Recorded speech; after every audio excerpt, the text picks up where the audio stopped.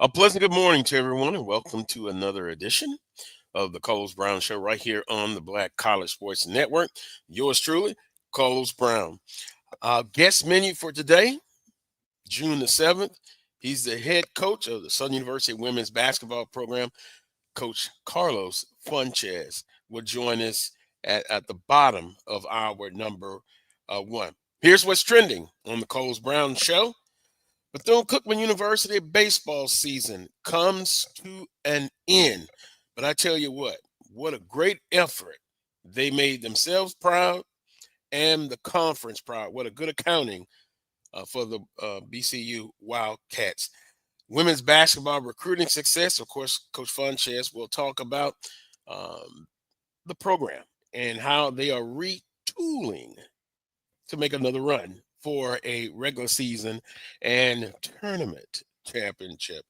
The transfer portal, oh my goodness, we'll give you the latest numbers that student athletes are in the transfer portal.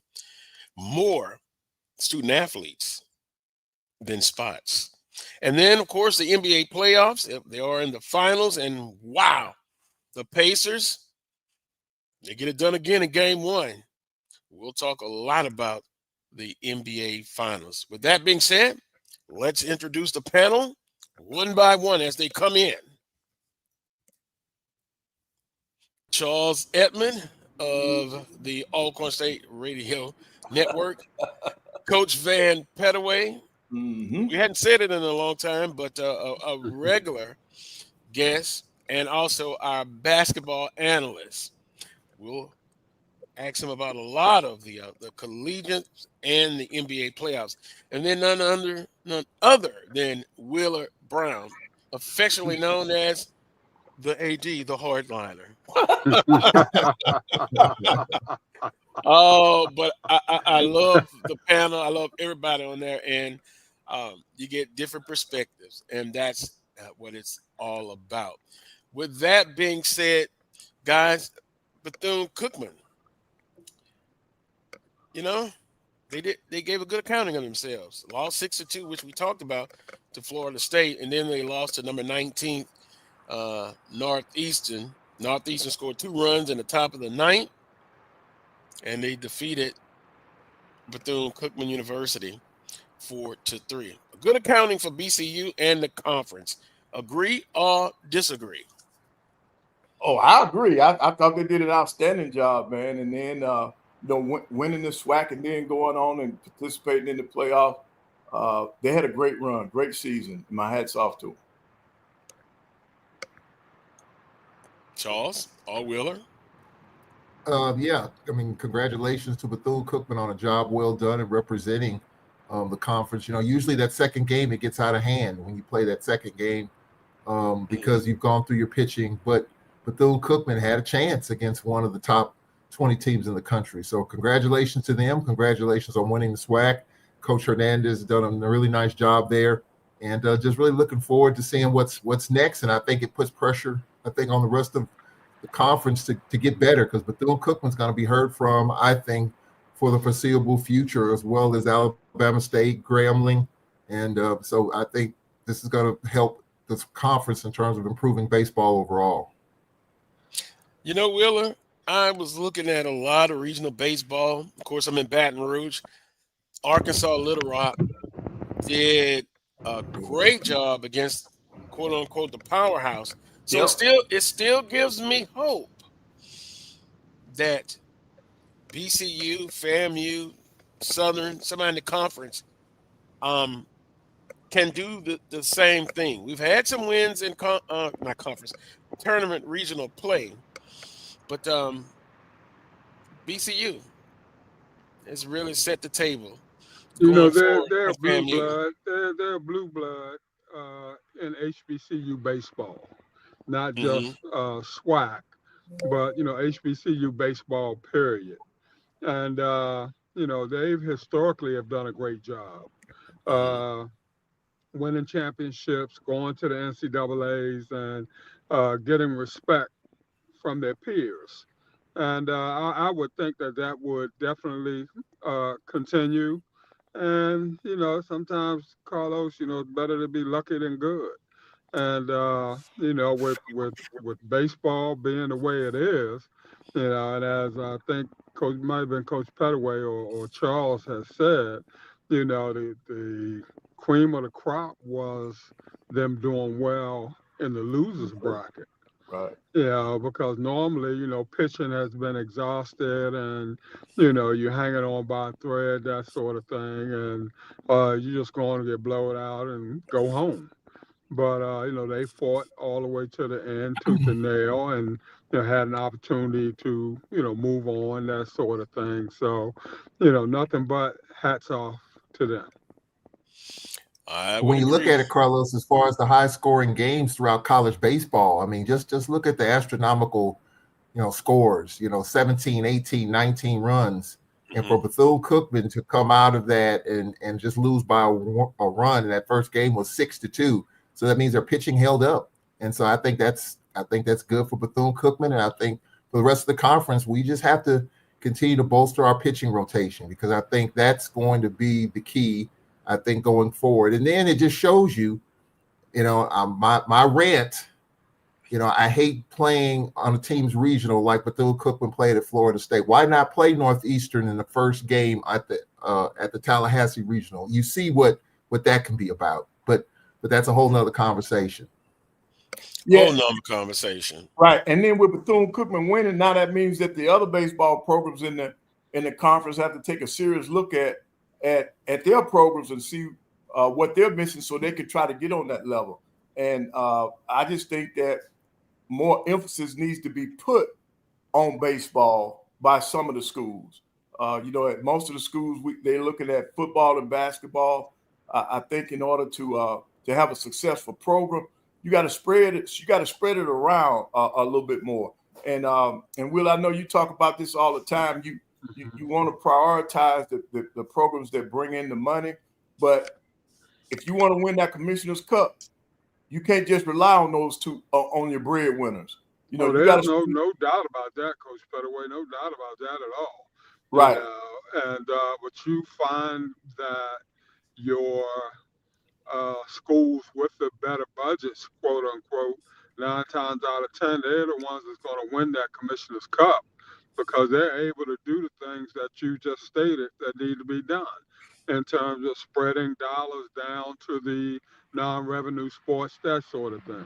And you look right, at the Alabama states, you look at Southern, you look at a few of the others that are hovering right around the top up there from a budgetary point of view.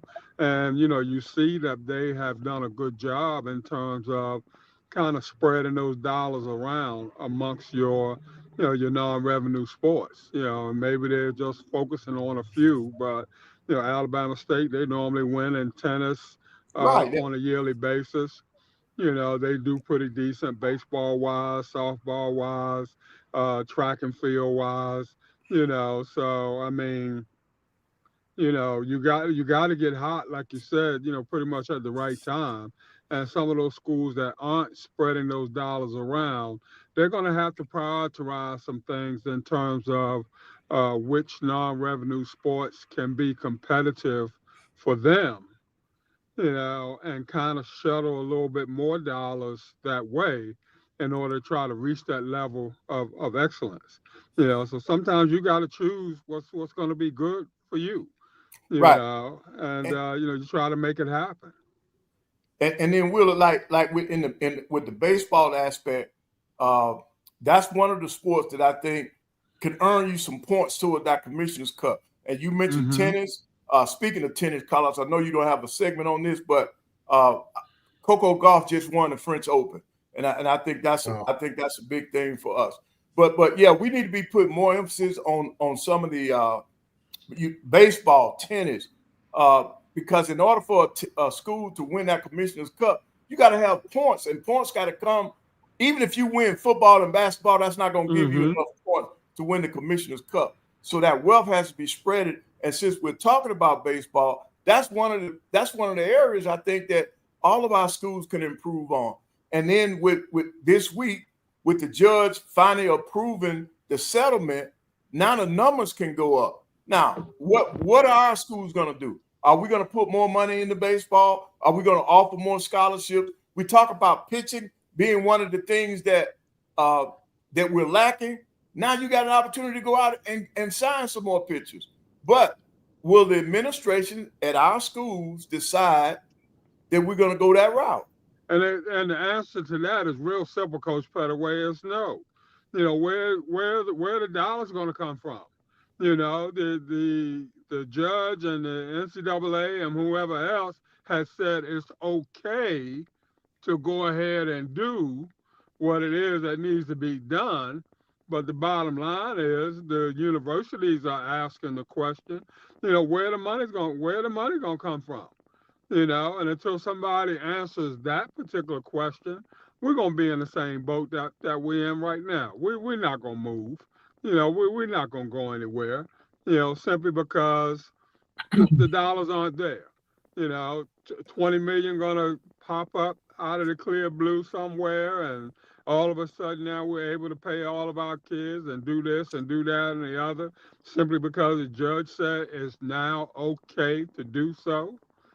Hey, but Bruno, this is my question. I'm not necessarily talking about paying the athletes, but where they are allowing you to increase your roster size. Oh, that's what I'm talking about. What? Okay, in baseball we say pitching, right? Why not? Why not just give out 4 or 5 more scholarships so that you can bring in more pitchers or fill a roster with people that can help you win a championship? And that would be the prudent thing to do, Coach Pettaway. There's no doubt about that. I agree with you 100%. That would be the prudent thing to do, you know. But the bottom line is, unless they're giving scholarships away or they're giving dollars away or what have you, the money's still going to have to come from somewhere. You know, so, you know, with the NCAA saying it's okay to increase roster size and all this sort of thing, you know, the universities in and of themselves are going to have to decide where these dollars are going to come from, unless now all of a sudden we're going to start giving out waivers and, you know, tuition waivers and all this sort of thing in lieu of, you know, scholarship dollars and things of that nature. Probably some ways to be able to get it done, some creative ways to be able to get it done, but everybody's got to be on board with the process. Well, I know I'm going to be making I think a call. one of the ways in baseball that I see, and I think the answer to the question is no, you can't increase your roster size, but do you have the means to do it? I think what you see in baseball as well as softball, some of these players are on academic scholarships. And so that doesn't necessarily, I don't think it counts in your number. So I think if you get players that way, then you can, because you can increase your roster size. But if you have kids that are on academic scholarships as compared to athletic scholarships, you can add them to the roster. So that doesn't count necessarily, I don't think, towards your athletic numbers. But I think the top tier teams we talked about, the Texas Southerns, the Alabama States, the teams with the bigger budgets, if Coach Crenshaw, for example, goes to Roman Banks and says, hey, we can now increase our scholarship numbers, our roster sizes, do we have the means? Are we able to do that? And so that'll be a conversation. I think Coach Vasquez at Alabama State, maybe Mike Robb at Texas Southern can ask, you know, their AD that question. But I see it happening big time where you can increase it in big numbers. I don't see that because, again, you know, the revenue, the money, where's that going to come from? Baseball on paper for us is what? A non-revenue sport. And it comes back to the deeper conversation. This, though, Charles, not to cut you off, I'll say this, though. If you're not getting athletic scholarship dollars then NCAA wise, they won't truly count on your roster in terms of dollars and cents. Right. So Right. at the end of the day, when you're trying to vie for, some of those NCAA dollars because of the number of scholarships that you give out and all that sort of thing, if a kid is not getting athletic scholarship dollars, he or she doesn't count in terms of you being able to qualify for those particular dollars. Right. So you have to be mindful of that also.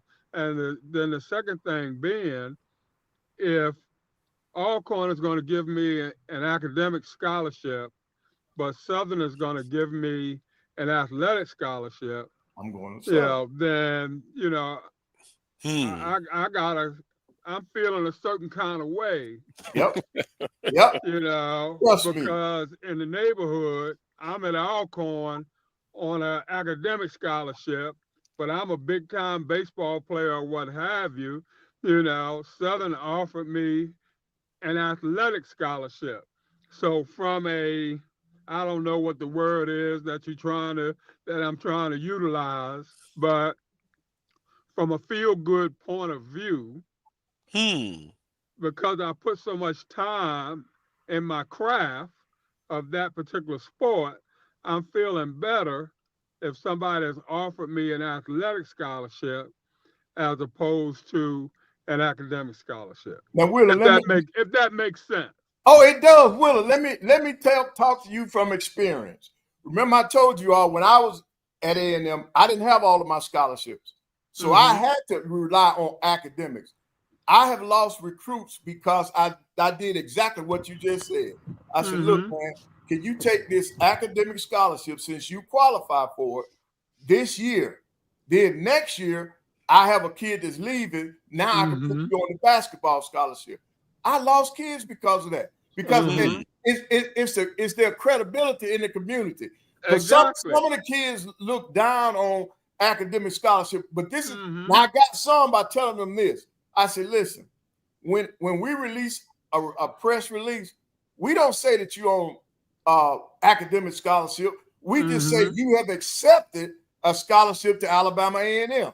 Now, some of the kids went for that, but Willa, you're absolutely correct.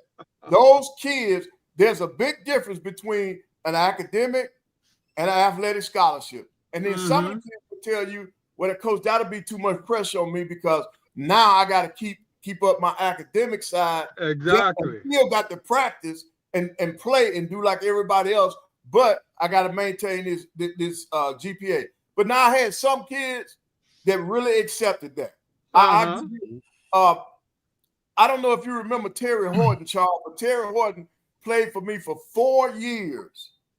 That kid was on academic scholarship all 4 years because he was one of the ones that really bought in. He said, Coach, if I can help the team by accepting this academic scholarship, I'm going to stay on it.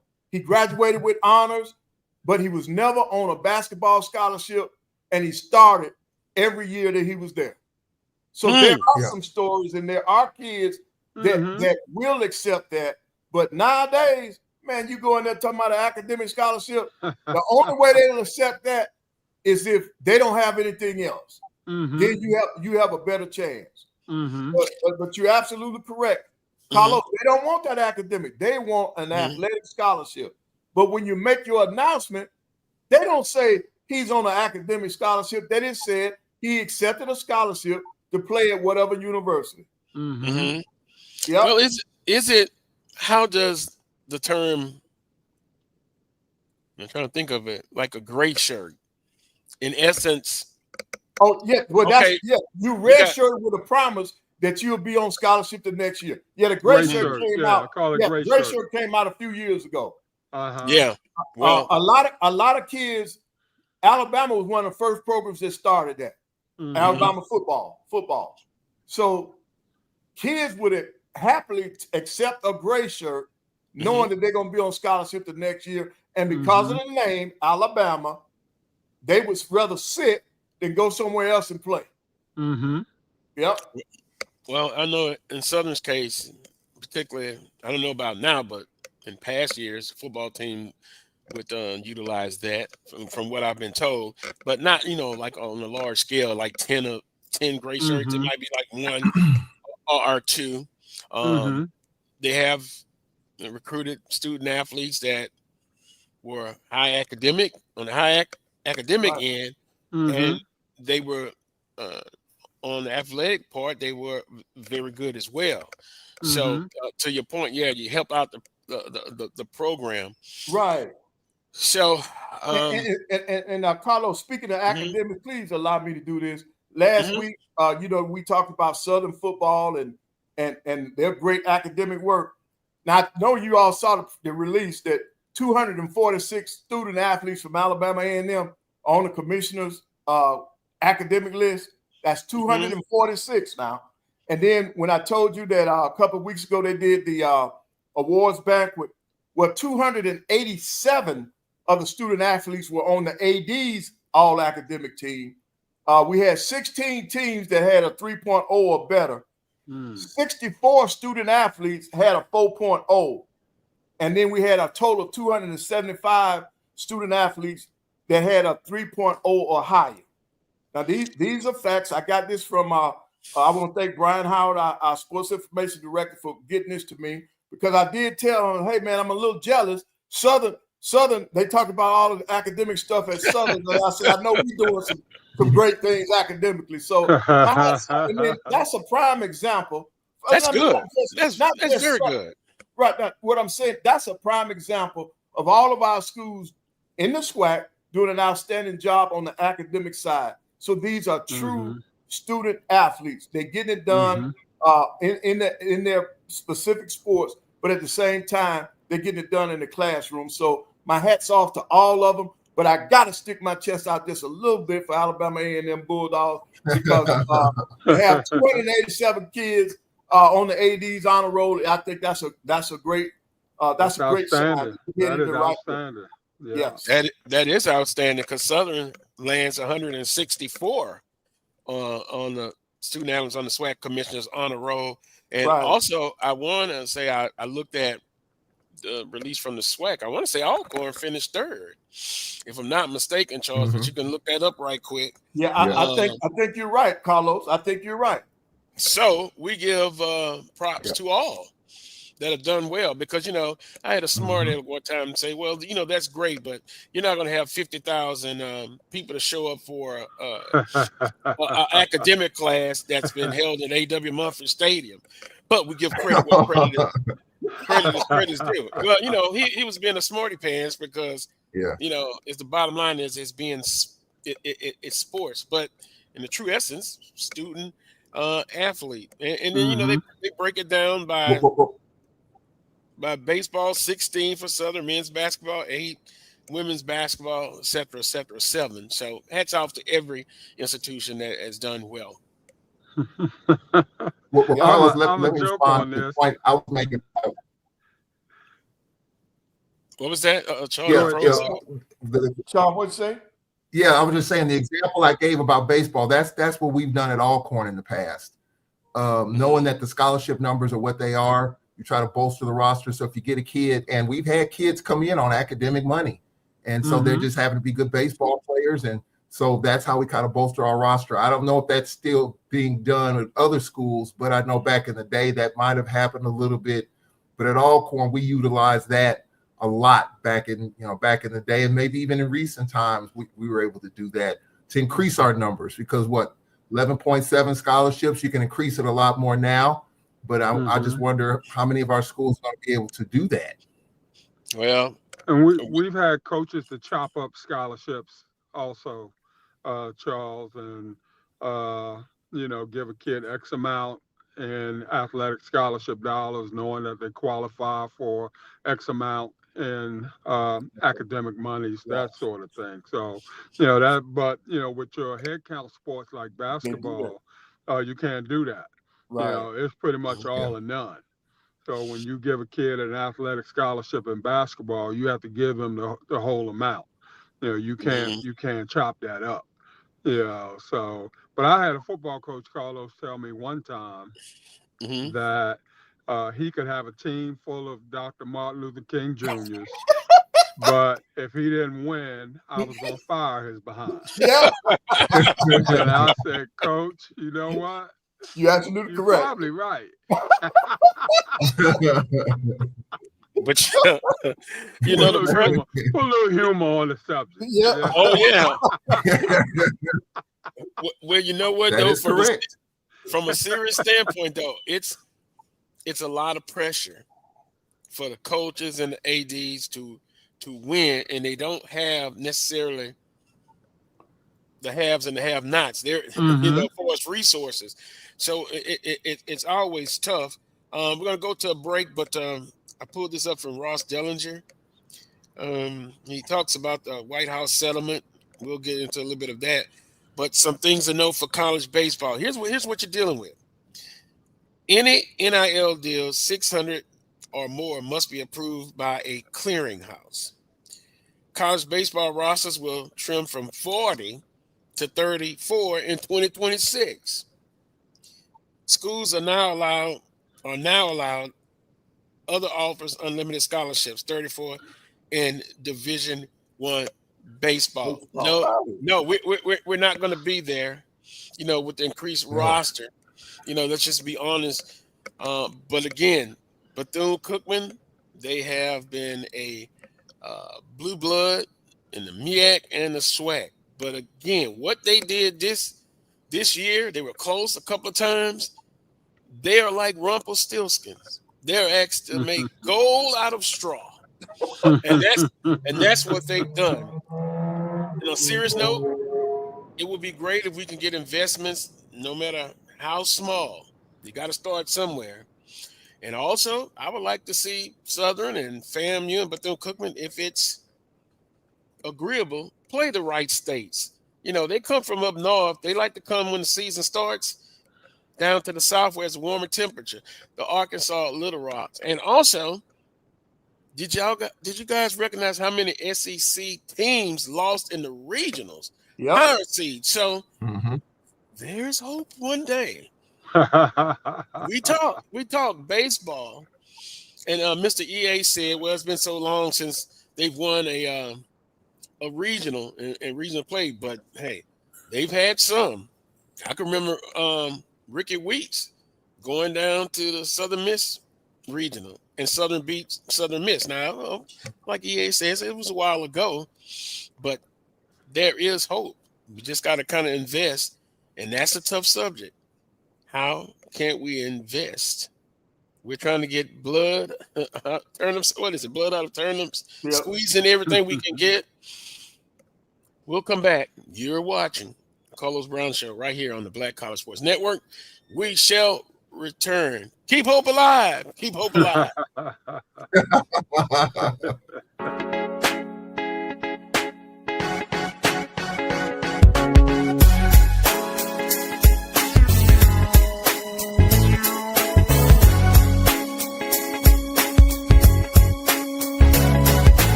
There's a shot. To right. It might be. It could be.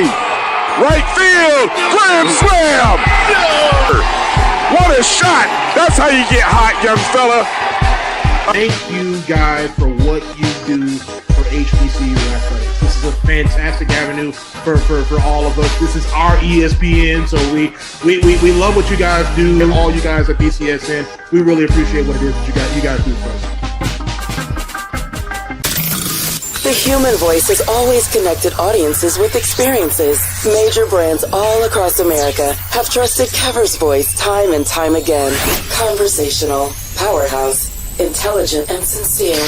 That's the voice you need for your creative marketing process. KEAVERSVOICE.com. Kever's Voice, Kever's Voice, KeversVoice.com. Always on, all the time.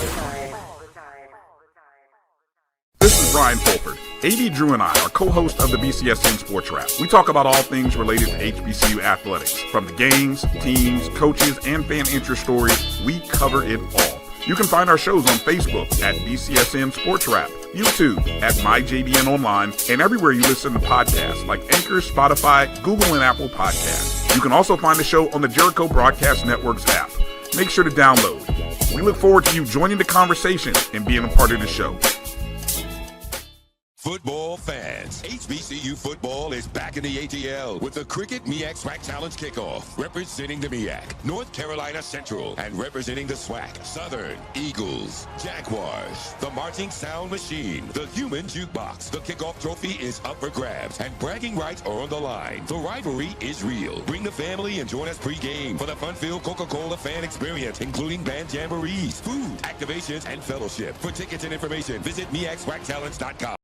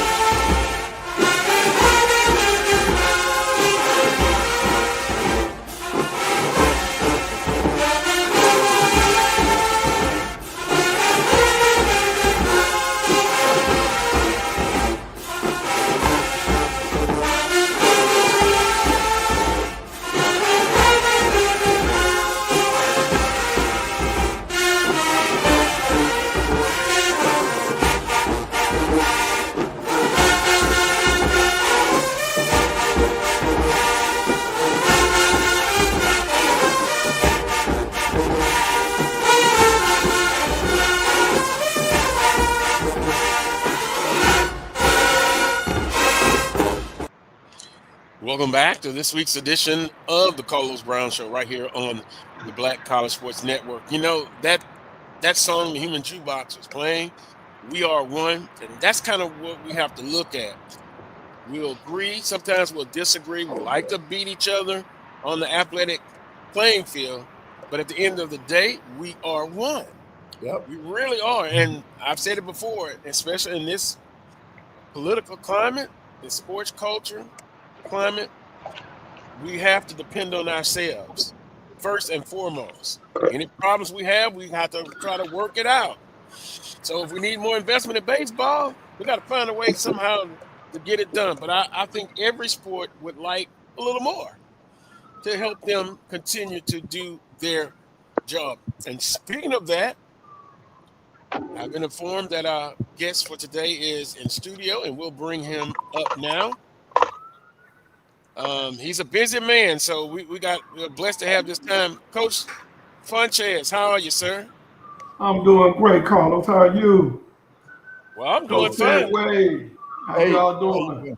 Doing fine, Coach. Mr. Brown? Hey, Coach. Yep. Coach Funchess, I'm feeling very happy coming off of because I'm a Southern alum. Won the regular season. We're not going to go off on that one again. Regular season champions, tournament champions, and now this outstanding class that you and your staff have put together. Talk about the class that you've brought in so far. We had one of the young ladies on the show from California, so it looks to be on paper a very pleasing time for the women's basketball program. Yeah, Carlos. I mean, we lost a lot of experience this past year. So, you know, with that transfer portal, we had to go out and get some experienced kids coming in. We didn't.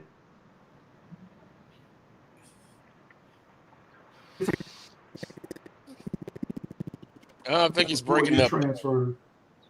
Justin, can you hear me now? Coach Funchess, can we get you to? I don't know. It must be the Wi-Fi. You're breaking up. I don't know if you can transition to your I might phone be like able to last get you on time? my phone real quick. Okay. Well, just come back in and we'll continue it up. That was Coach Funchess, and a recruiting class right there. Right. One of my questions gonna be, Coach Pettaway, like I said last week, that 6'5" young lady. Charles, you've seen her play, I'm sure. Is she gonna be in that post? I think she will. Oh yeah. Right. But Carlos, I just like the fact that we got schools that are taking advantage of the portal. Because you see a lot of the larger schools are the ones that use the portal the most. But I like what I'm seeing in the SWAC because some of these coaches have figured out how to do this thing, and they're bringing more kids in, and that helps you because that gives you experienced players coming in.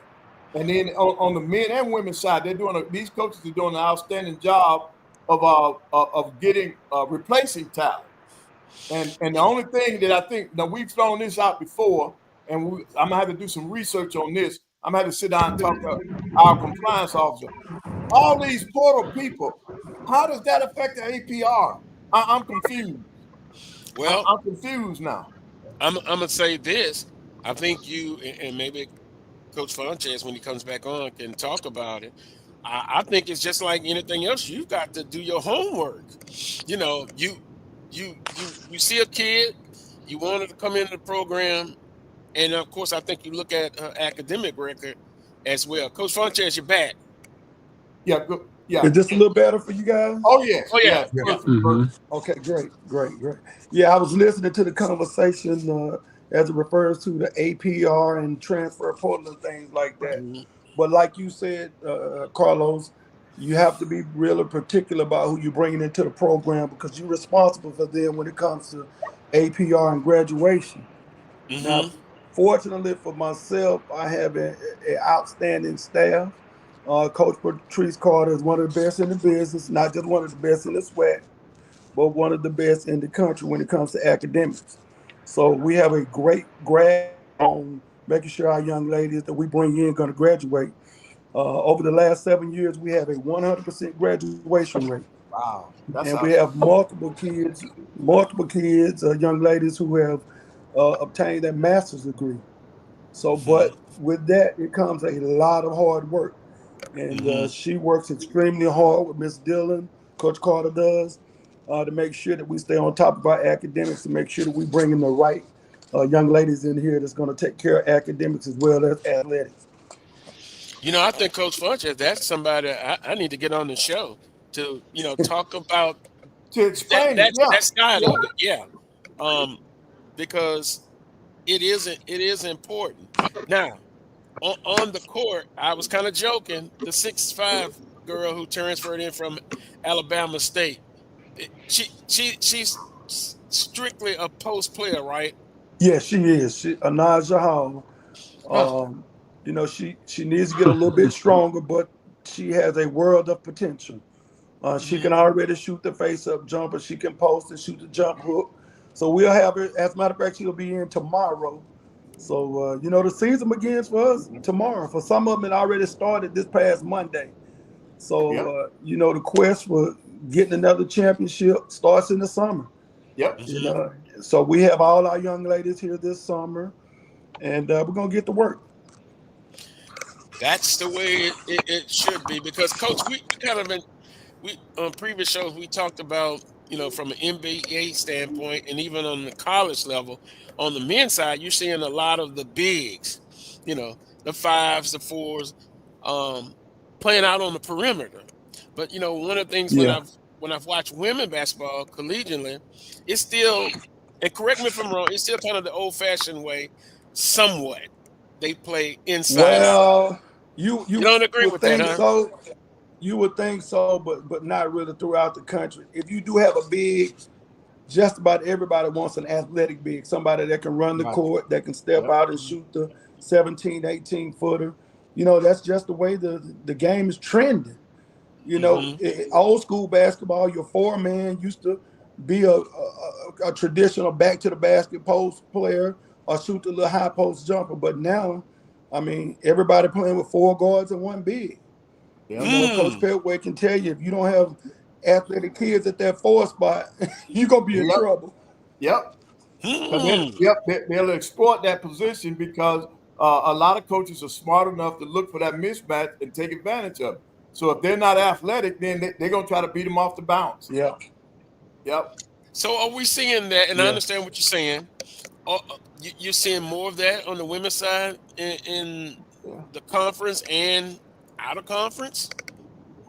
You see it, on the high school level, Division I level, and of course at the WNBA. Everybody wants versatile bigs. Yep. You look at the Liberty last year. They're 5. They all shoot threes. Yep. We don't have any that really shoot the 3 ball. I have one that's capable, but they have to be able to hit that 15-foot jump shot as well as post with the back to the basket on that low block when you need to draw some fouls or try to pound it down in the paint when the jumper's not falling. Oh, I love when you said that, Coach Funchess, that mid-range. I think it's a lost art. That's how we win basketball games. We are a mid-range jump shooting team. We will kick it out and we have 3-point shooters, but we want to get to that mid-range. And a lot of coaches disagree with that, but my philosophy is if you can get to that mid-range and, create some fouls or draw some help, then you can get wide open looks at the 3-point line. Right. And then the other thing I think it does also, when you work in that mid-range game, you find out that you're a better offensive rebounding team too, because that's a better rebounding shot. Yeah. Mm-hmm. Yeah. Because on that three, Right. that's a long rebound. But your teams that play the mid-range game every time it's a long board. Yep. They're better offensive rebounding teams. Yeah, no doubt about it. And it keeps everybody moving. So you want to be athletic at those. Our 2 through 4 pretty interchangeable.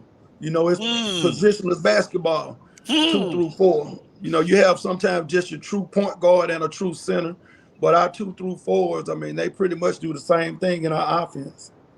So in other words, you're saying they're interchangeable. Oh yeah, they're gonna have to be able to sit down and guard. We do a lot of switching. Also, so 1 through 4, we're gonna switch. We're gonna switch on all ball screen. Right, and apply pressure. You said you like that mid-range game, and that helps you to win. I think your defense helps you to win a lot. Oh yeah, no doubt. You all put a lot of emphasis on defense, man. I love the way you all get out to people, man, and your rotations. When somebody gets beat off the dribble, man, they really scramble hard, man, in the rotation. And I think that's a testament to you and your staff, man. Yeah, Coach Jeremy Bolden, he's my defensive coordinator, and he does a terrific job as far as we're going to be prepared every game. The first thing I look at after we play is, did they do anything we wasn't prepared for on offense or defense? But defensively, we're going to – and it starts in the summer, Coach. You know that. We're going to break down one-on-one zigzag drills, and we build up 2-on-2. We work on getting over ball screens and different things like that. So, by the time you get to 5-on-5, everybody knows what to do. We just make adjustments from that point. Coach Funchess, this might be a silly question, but the tournament win, that was historic in itself. How has that moved, if any, the program, winning that type of game? How has it helped, or how did it help recruiting? It's funny you asked that question because the young lady you mentioned earlier, Damani Lagway, the team we played, UC Davis, was in that same conference. So she's a LA native, right there on the outskirts of LA, but she came to the game to watch them and saw us play and saw us beat them and shot us an email that same night and said she was in the transfer portal and she was really interested in our program. And that's how we got it. I would love to say we were beating down the doors and we worked extremely hard, but that's how it happened. That was right. That was a historic win. It really was. And I know it's something you can put in the trophy case, but I think it will prove to be able to help even in the future, especially if you're able to accomplish, I put it that way, your goals for this upcoming season. Yeah, I mean, we have some really good young ladies coming in. We got Jessica Dixon. She's a 5'7" guard from Itawamba Community College. She was the best junior college player in Mississippi last year. She had a 30-point game in the regional championship. So we have her. We got a terrific, I would say, dynamic point guard in Michaela Cunningham. She's transferring in from Lindenwood. We beat a lot of schools on her. I mean, we beat some Power 4 schools on her. She came down, and that goes back to the national recognition, us playing a standalone game pretty much, in the NCAA tournament, that first 4 game, it really helped us. We got Zaria Hurston. She played, then went to East Carolina. Her and the Morrow kid that was at LSU, they played together at DePaul. We got a transfer from FAMU, Olivia Delancey. Mm-hmm. Of course, Anaja Hall from Alabama State, the 6'5" young lady. Got a young lady, Jalea Reed from Mississippi Valley. And, of course, Damani Lagway, young lady from California. So we had a solid recruiting class, and I think, if everything comes together and we can stay injury-free, we'll be right among the top teams in the league again this year. Coach, you think, and me and Charles always debates about this, and I know you're aware of it, how much pressure, if any, being the number 1 seed after being the regular season champion and then to win the tournament, because you have to win the tournament to get to the NCAA tournament. Was there any pressure? Well, we always put pressure on ourselves because these young ladies come in here to win a championship. And, with that expectation comes work. And we go out and we try to be the best version of ourselves each and every day in practice. That starts in the summer. And not only on the court, that's in the classroom, that's in the weight room. You want to be the best that you can be. And I think we have assembled the talent, but we just got to put it all together. Mm-hmm. And Coach Pettaway can tell you that, because you have talented players, that doesn't mean that you're going to have a really good team. Right. So everybody has to buy in. Right. Everybody's going to have to buy in, and we're going to have to work. And I think we have the right people, not just good players, but the right people with the right mindset to come in and be a really good team. Coach, talk about your staff. I think I know pretty much all of them, but it's one young lady that and I see her on social media. But Coach Carter. That staff. Yes. Okay. Coach Patrice Carter. I mean, I left a position vacant an entire year to make sure that I got her. She had promised a young lady. She was at high school, at a high school team. She coached at McNeese for a couple of years. She was the head coach at Louisiana College for, I think, 4 years. But she was the right person that I needed for that position. So I held that position an entire year to make sure that I got her. So That was the 23 season. So right after we won the tournament in 23, when we got back from the NCAA tournament, that was my first call. And I was like, she was like, huh? She was like, yeah, Coach. So she came down and we sat down and we talked and she visited with the girls and we got it. I mean, she's been invaluable to what we do. But, again, I keep referring back to Coach Pettaway. You know better than your staff. Right. Coach Jeremy Bowden has his strong points. He's a dynamic defensive coach. He's going to push the kids. He loves doing drills with them. But you have to have a balance within your staff, and I think I have a great balance. And it's just those two right now. I will probably be hiring a younger coach, an entry-level coach coming in this coming year. So, but those two people right there, I can't put a price tag on them. Yeah. Coach Funchess, we have been talking about, baseball and the investment, and I just made the comment that all of the programs could use more. If you were able to get something that can enhance and help your team, what would it be? Well, for me, I think the kids that we have, it's not about. I think we lost him, at least the video part. Coach, you still there? Go ahead and talk. Yeah, he gone. Hey, Carlos, that's now Southern got to invest in that. And now this is a joke. Now Southern got to invest in that Wi-Fi, man. I said it's a joke now. I said that's a joke now. Obviously not, Coach Pettaway. Yeah. No. How can I talk when I can't even do a show from the event center? Remember how many problems we had down the stretch when I was trying to do the show from down there on game day? Because that's my only option. I live too far to do the show at home and then get to a game. So I have to do it from up there. And the Wi-Fi is so unreliable.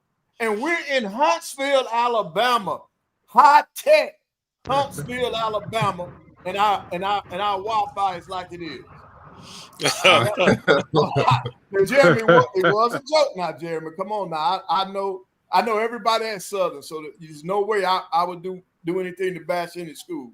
I bash my own school. Yep. I tell you what, on homecoming and crowds, big crowds, it's tough. But Carlos, we don't have a big crowd in some of them basketball games. I got the one thing I did learn about technology. You can get a hotspot. Sometimes the hotspot won't work from up there. Go ahead, Coach Funchess. Yeah, with the kids that we have, I don't think it's more so about money or finances and things like that, but just saying that you have an NIL deal. That's one of the things that even if it's $250 a semester, something they can post on social media and things like that, just to show that they are, I would say, wanted. Yeah. Because we have young ladies that's going to represent the institution extremely well. Number one, they're going to graduate academically. They're going to be strong, and they work extremely hard. They sacrifice their entire summers to come in and try to get prepared to win a championship. And we make sure that they're well taken care of. But yeah, I understand. You can always use some of those. Right. Just a little bit, like I said. It doesn't have to be anything major, but just to have, 8 or 10 kids with small NIL deals. So we're working on some things, but hopefully that will come to pass here in the near future. Yeah, that was going to be my question. Do you see in the future Southern coming up with a collective for the athletes? That was going to be my question. Oh yeah, for sure. No doubt about it. No doubt about it. There's some things that's in the works right now. Coach Banks and his staff been working on, so I think we'll see that this year. Well, my last question will be for you, Coach Funchess. I always look about the schedule. We know we're going to be playing. Well, I say we, some big time games, but are there any mid-level non-conference games that will be on the next year's schedule? Probably not, Carlos. Probably not. Right now, we for sure we're going to be playing Iowa State. We'll play SMU and we'll play Baylor. We have some other things in the works, so we'll finalize our schedule here in the next couple of weeks. But we may play maybe 1 or 2 in-state teams. So that's kind of in the works, and you know how that goes. Oh yeah.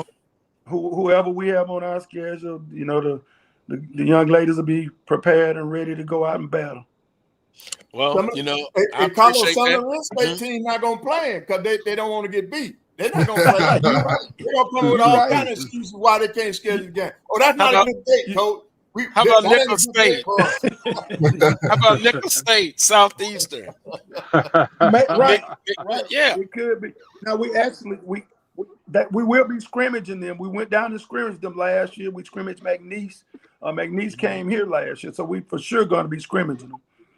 But hopefully we can get them on the regular game schedule. Well, I like playing teams that play different styles. Texas, they're going to push up and pressure you the entire game. You have teams like we played Washington. They're going to play zone. So by the time you hit the conference, you'll be prepared for just about anything you're going to see. Well, Coach, I have a question for you. this new Thursday, Saturday schedule that we started last year.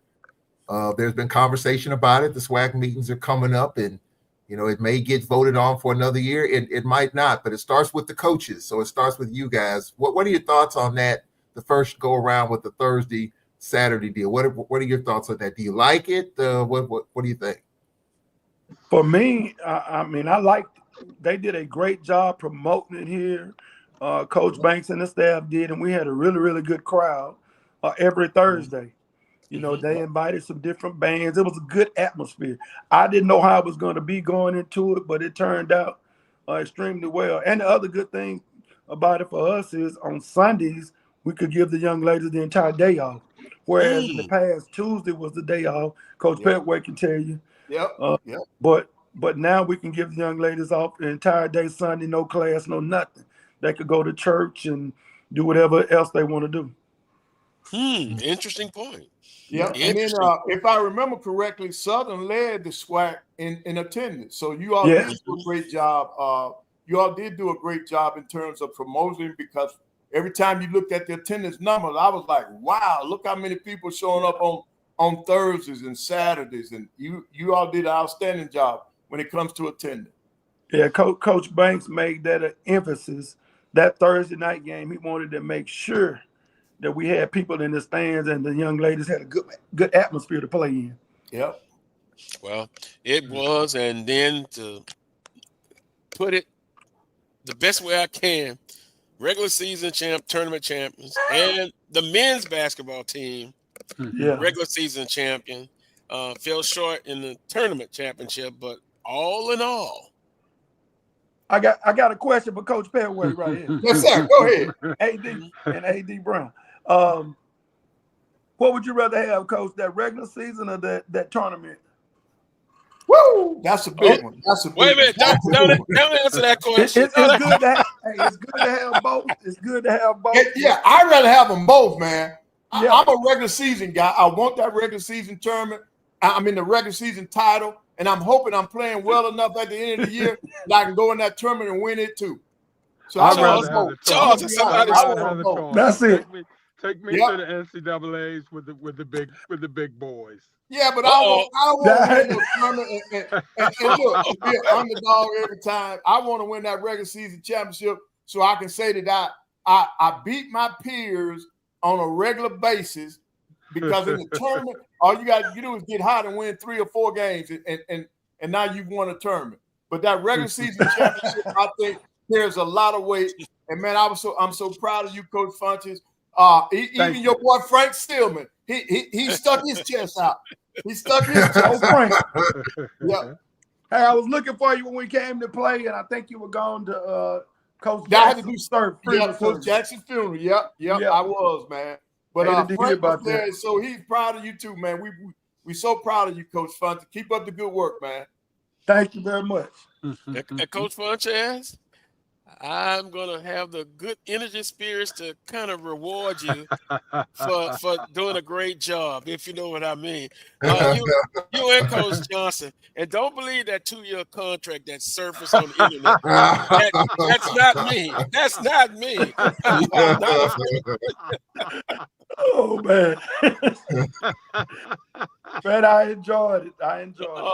We appreciate the time. I know you're busy. Enjoy the rest of your weekend, and we'll talk again soon. All right. Thank you all. All right. Boy, it's interesting. I always got to defend myself about a 2-year contract. Now, and I don't know who's was it Will or Charles that started that. You can Google that 2-year contract, and my name pops up. I think the commissioner brought up your 2-year contract. I think the commissioner brought up the Carlos Brown contract at some point in time.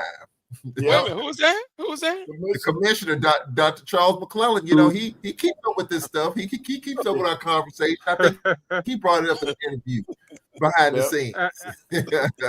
As it pertains to the transfer issue and the points, I believe that Coach Pettaway, if you're transferring out and you're eligible in good standings, and you go to another school, enroll in another school, 4-year school, the institution that you left from, they don't gain any points, but they don't lose any. Point. And Right. that's Now, the key. right.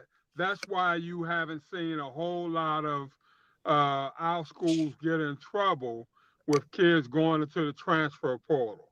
Yeah. Obviously, they're leaving eligible, and then at the end of the day, they're going somewhere, okay, even if it's not, where they're choosing, that sort of thing. Just Right. the fact that they are enrolled in another school and they left you eligible. So whereas before, let's say each semester, you get 2 points. You get one that for retention retention, point. one Yep, for yep. eligibility. Right. So, and then in the spring, you get 2 more, one for retention, one for eligibility. Well, if a kid leaves in the spring, okay, and that kid transfers to another institution, instead of 4 points, you'll get 3. So you'll be 3 for 3 as opposed to 3 for 4. For 4, correct. Yeah. And that helps in terms of how they figure out the APR score, that sort of thing. So now, Willie, is it 2.7 still in there? See that? I believe it is, Coach Pettaway. I believe it is. Yep. Well, and you heard what Coach Funchess says, and you also got to do your due diligence, your homework. Yeah, it's But see, that's on the ones coming in, Carlos. But what if a kid leave? You see some of these teams. I'm gonna take Alcorn since I saw the interview the other day. Only 6 players were left off of that team from last year, so they transferred out. I'm wondering, how does that affect Alcorn's APR? You have so many kids that left the institution. I'm more concerned about the ones that are leaving versus the ones coming in. And leaving and going to another institution, or just leaving? Yeah, well, either way. Even if they go to another institution, I know it has to be a 4-year school. Now, I learned that it has to be a 4-year school. Yeah, because my last year, lead into my last year, we had kids to leave, and I was helping them go to junior college, not knowing that I was hurting us. I lost points because I helped 2 kids go to JUCO when I should have been trying to help them to get to a 4-year school. But back then it had just come out, and we didn't know all the parameters. Yeah. Well, now you got to adjust now. Because it is different. And again, you've got to. If you don't know, that's why you have somebody on staff that you can go talk with. And that's where your compliance people come in. Right. And that's why you can spare no expense in terms of having good compliance people. Right. Yeah. You have to. There's no doubt about that. You have to. Yeah, you got to work to keep that 930 that they put out there now. Well, speaking of the transfer portal, as we take this time out, this is a tweet by Gerald J. Huggins. We had him on the show once. 6,780 football players across all divisions are currently active in the transfer portal, and you don't have that many slots. And then I have some people that'll text me all the time. Who did we get? Did we get somebody from the FBS? Did we got a transfer from that? Look what FAMU is doing. Look what Jackson State is doing. And I look and I ponder. Well, good morning, Willie. I ponder.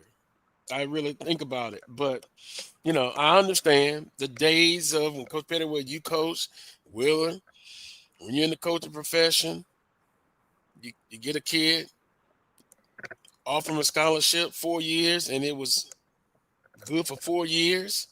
I know those days are gone, and maybe I'm just on an island by myself thinking that, boy, you kind of wish you have some of the old school ways that were good, and then add on, the new generational stuff as far as compliances and stuff. Because Southern University, as we talked about before, when they went through their problem, they invested in a compliance staff that's qualified. And so that's an investment that was needed and was very important. Now, we talked earlier about investment in baseball. Some kind of way, you got to have a start.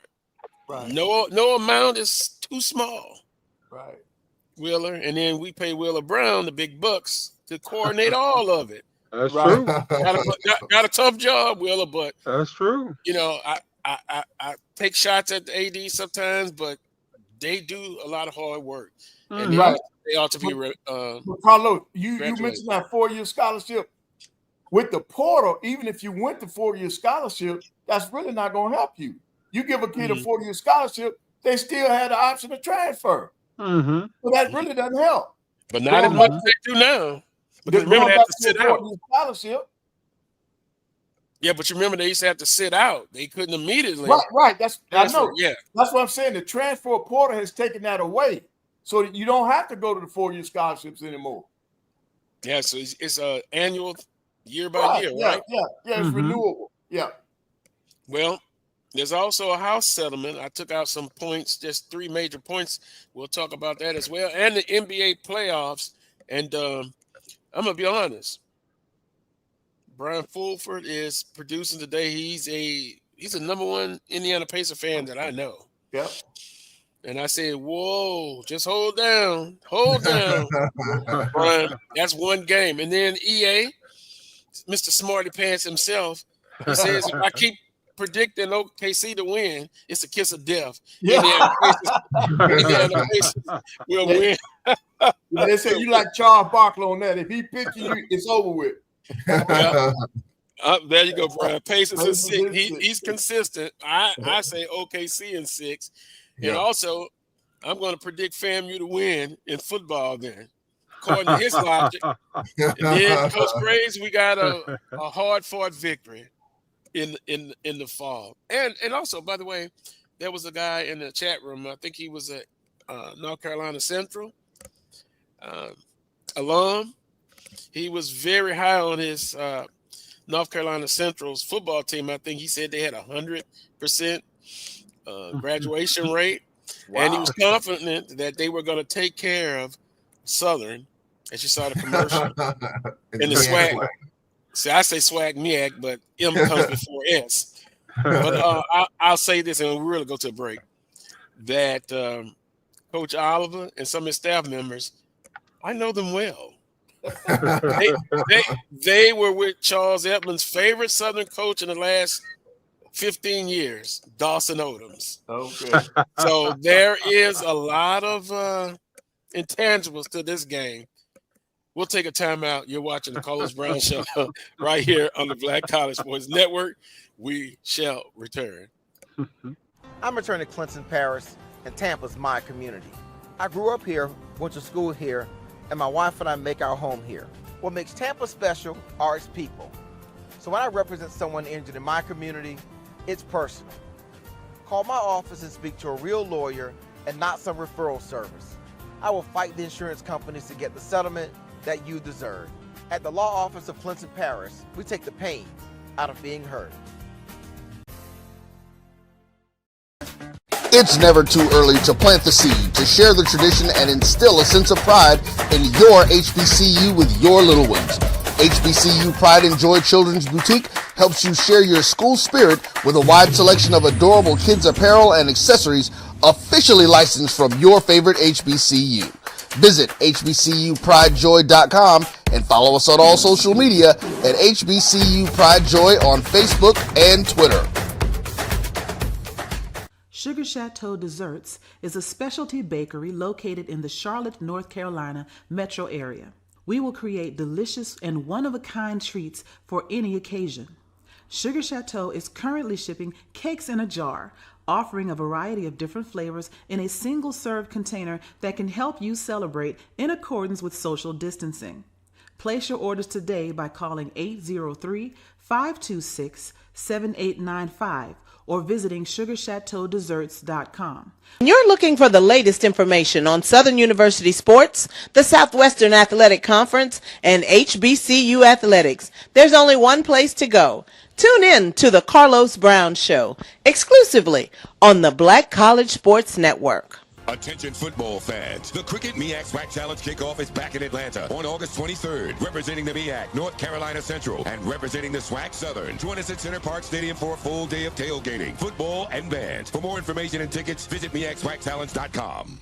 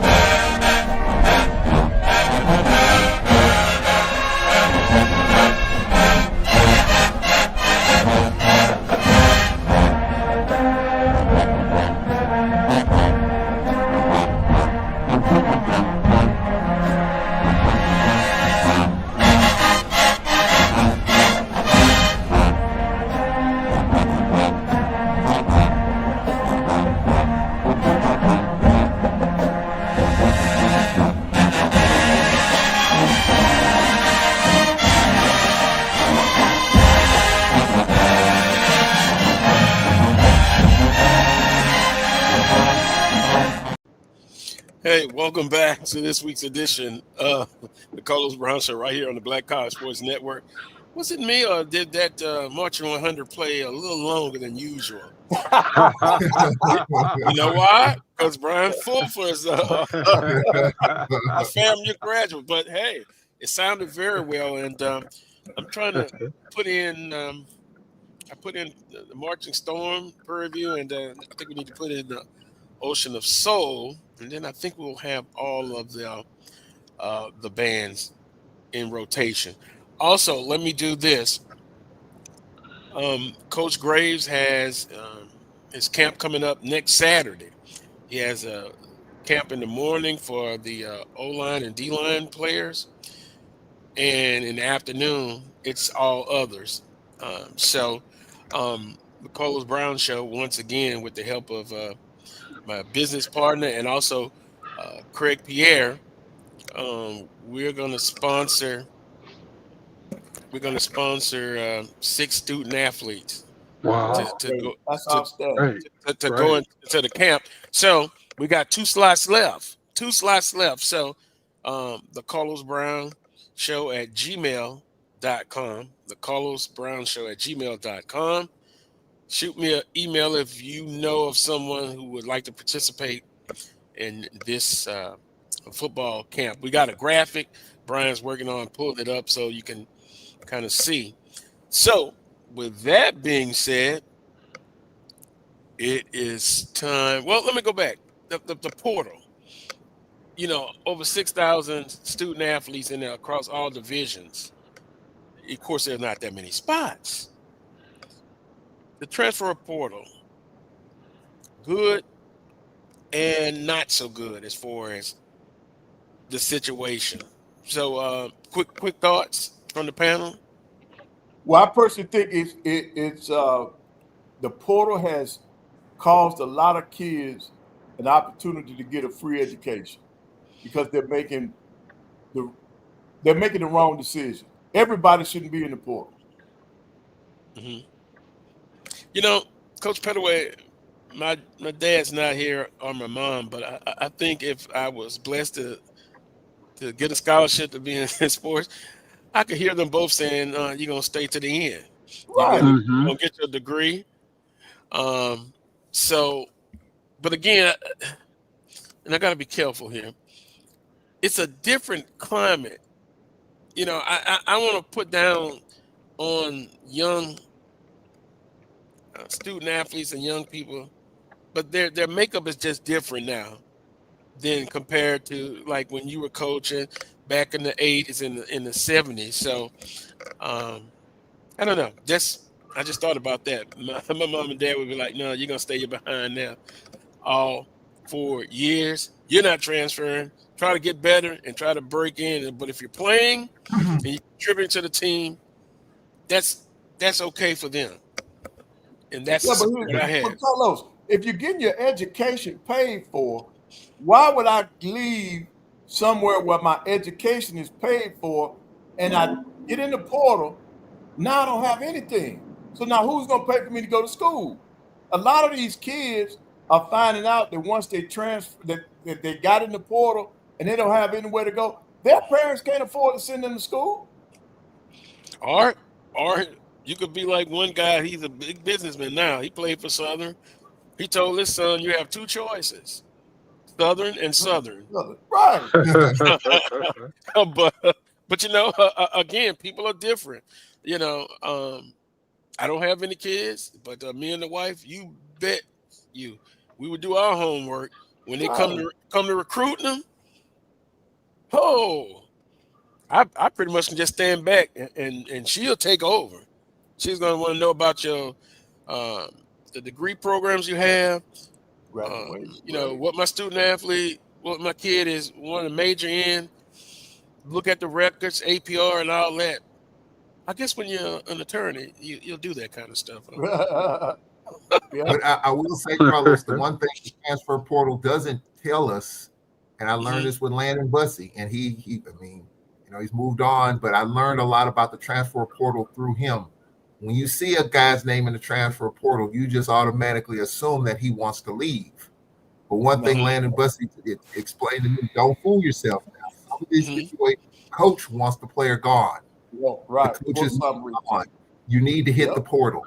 So some of this, the coach is pushing the player out the doors. So when he hits the portal, you just see, man, what's going on with him or her? But in some cases, the coaches want to move on from that player too. So that's the one thing that we don't necessarily see when we see these names in the portal. Good point, because Dr. Ville always tells me that, the coaches, it's just not strictly about the kid wants to quit and leaving. So valid point. It goes both ways. So with that being said, I think we got the graph ready for the Terrence Graves football camp. And once again, we got 2 slots left. And we got 2 slots left. Can you hear me? Did you hear any of that? Yeah. Okay. Coach Graves camp, we'll put that graph up for you. And again, we got 2 slots left for a student athlete for football. You can just shoot me an email if you're interested, the Carlos Brown Show at gmail.com. Brian, do we have it? Yeah. Well, Willer was it. Go ahead, Willer.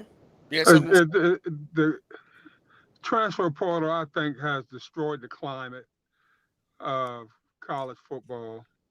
But I can't blame the kids totally because a lot of this falls back on the parents. At the end of the day, you got parents co-signing on the moves that the kids are making. My biggest drawback on it is that high school kids are the ones that are ultimately being hurt and destroyed throughout the entire process. And, like I said, when we were growing up, we were taught to tough it out and fight it through and all those sort of things. And, we didn't have any problem doing that.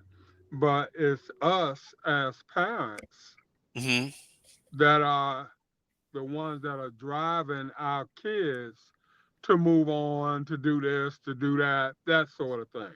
These kids aren't making these decisions, I think, totally on their own. They'll go home and complain to mom and dad about this, that, and the other, that sort of thing. And, mom and dad will be quick to say, well, maybe you need to go look at somewhere else, or maybe you need to do this or do that. So a lot of times I think the parents are the ones that should share a majority of the blame because they are not telling these kids they need to tough it out. They need to, do this, do that, that sort of thing. And so to me, I could definitely do without the transfer portal. There's no doubt about that. But it's here. You got to learn how to play the game. And hopefully you come out on the top side more often than not, if you're a coach, that sort of thing. Coaches realize that the jobs are on the line now if they don't maneuver that thing properly. So everybody's learning. It's a learning experience. Right. And see, really, I don't have a problem with a kid who feels like they're being mistreated. Number one, if they're being mistreated, they need to report it to whatever school institution they're at. Then, go ahead and get in the portal. Yeah. But just to jump in the portal because you're working too hard, or you didn't come into college knowing that it's more like a job than it was when you were in high school. Okay, some of the kids now, they don't want to put the work in. And because the work at that institution is a little harder than what they're accustomed to, they want to leave. Well, now it's time to teach a life lesson. That is life. It's not going to always be a bed of roses in life. So you got to learn how to navigate the obstacles that are in front of you. And that's what we have to tell these kids. That's what we got to tell these parents. That's why as a coach, I used to love that I used to love getting kids from a 2-parent home when it was possible, and that the parents were involved in that kid's life. Because then as a coach, I can say, hey, mama, hey, daddy, listen at this. This is what we're dealing with. He or she does not want to compete. They want me to give them the position or the job. And I said, that's not going to happen. And I told you all that in the recruiting process. When I sat down and talked to you about your child, I told you that you have to compete for your position. I didn't go into the house telling you, Wheeler, Mr. Brown, your son's going to, you and your son, I'm letting you all know, you're going to start for me. No, that's not, I don't do that. I tell you, you're going to start if you can compete and win that position. And I think that's what we got to get back to, man. And the kids, that light is going to come on when we get more and more kids out there that have nowhere to go or have their education paid for. These parents, then they will wake up. But for some of them, it's too late. And to speak on what Charles was saying, Charles, I won't allow a coach to get rid of a kid after 1 year. You're not running the kid off. If that kid hasn't been a problem, he ain't or she ain't tearing up the campus and all this sort of thing, you're just not pleased because they're not playing the way that you want them to play right away. They just come in the door. I'm not going to allow you to discontinue that kid's scholarship, all other things being what they need to be after 1 year. I don't believe that you can tell what you have after 1 year. Yep. Unless that kid is a head case and, bad vibes, for the team and all that sort of thing. I'm not going to allow a coach just to run a kid off after 1 year. And I've had some knockdown dragouts with coaches in my office. There's no doubt about that. Mr. Brown, you were wrong and all this sort of thing and stuff. No, but I'm not going to let you run a kid off after 1 year. You don't know if the kid can play or not. Right. That's why you got to document. Exactly. If the kid is breaking rules and stuff, I got his folder. Then they got no problem with that. Right, no problem with that part at all. And then as a coach, I don't have a problem with you saying we're not going to get rid of kids after 1 year. I agree with that. That's a mistake you made in the recruiting process. That's it. That's it right there. That's it. Well, but is that the case now, though? I'm sorry. Say it again. I'm just wondering, is that, I think, and Wheeler Brown to me right there just took the word hardliner to a whole new level. If there is any higher ceiling, because in today's climate, this is my opinion, with winning being such the catamount, players are transitioning out, coaches are doing different things every year because they have to win to keep their jobs. So you just wonder, is that, I think back in the day, I think you could say that, but today, in today's climate, if an AD told Coach Kevin Johnson, hey, I'm not going to let you push a kid out the door after 1 year, I wonder and even though that kid probably hasn't worked out, I wonder what Coach Johnson would say about that. That's a roster spot. If he feels like he can get a kid out of the portal that's better than one he's letting go. Those could be brutal. Don't blame the kid. Don't blame the kid for a mistake you made in a recruiting process. You made that mistake. You made that mistake. You know, you thought this kid was the best thing since sliced bread. Mr. Brown, I gotta have him, can't do without him, I need him, that sort of thing. And now he gets here, he doesn't perform up to your level, up to par, so to speak. Now you want to show him the door after 1 year. No. If this kid is going to class every day, he's an excellent student, you know, no headaches, the whole 9 yards, working as hard as he possibly can, that sort of thing. No. Now, I'm not going to say you have to keep him on the team. I'm not going to make that decision for you. You place players on the team that you want on the team, but you won't utilize that scholarship. That kid will keep that scholarship that next year. So you'll go with 12 kids instead of 13 on full rides. So that's a choice that you have to make, Coach. So now, Charles, I've had ADs with that philosophy, and it didn't bother me. That did not bother me as a coach now. But so now, I'm not going to tell you you got to keep him, Charles. I'm not going to tell you he's got to be on your team next year. Right. I'm telling you, you can't take that scholarship. Right. For that year. Yep. Wow. I promise you I've had that. And that does not bother, that never bothered me. And remember now, I'm telling you, I never had all my scholarship. But they still had that same philosophy. And we should not get rid of a kid because of athletic ability. Now you get rid of kids for other reasons. You know, and I was always back on it. Do your homework. Do your homework, Coach. Do your homework. Well, we remember a case, and Coach Johnson was the basketball coach, and I'm not going to mention the kid's name. That's probably because I've forgotten it. But I know he's then went on to 3 or 4 schools, and he was the leading scorer, but he did something detrimental to the team. I know that's a different scenario. And I had some people that's like, man, why he kicked him off? Why the hell he should have kicked him off for what he did. And we saw some things. One was at when I think Southern was at Alcorn basketball game. Man, a guy called and said he saw the whole thing. You're not going to disrespect the staff and your other teammates. Right. So in that case, don't let the door hit you. Right. Goodbye. But I know that's kind of a little different than what you're kind of talking about. No, but okay. So here's a question, then, Coach Pettaway. Then, if that's the case, what hurts you more in Wheeler Brown's scenario? Does it hurt you more not having a player on the roster, or does it hurt you more in terms of not having that scholarship and knowing that you don't have all your scholarships anyway? That's one less scholarship. So which one hurts more, not having the body, not having the player, or not having that scholarship going forward?